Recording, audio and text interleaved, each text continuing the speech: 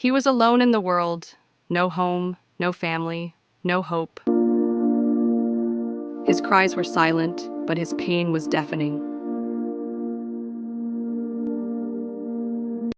Days turned into weeks. No one stopped, no one cared. He was fading, just another forgotten soul. But then someone heard his silent cry. Someone saw the life still flickering in his eyes.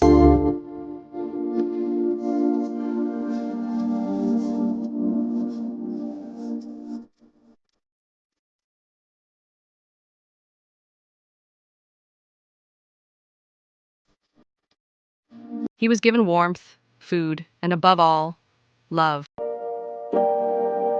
For the first time in years, he felt safe. His scars may never fully heal, but his heart found what it always longed for, a second chance.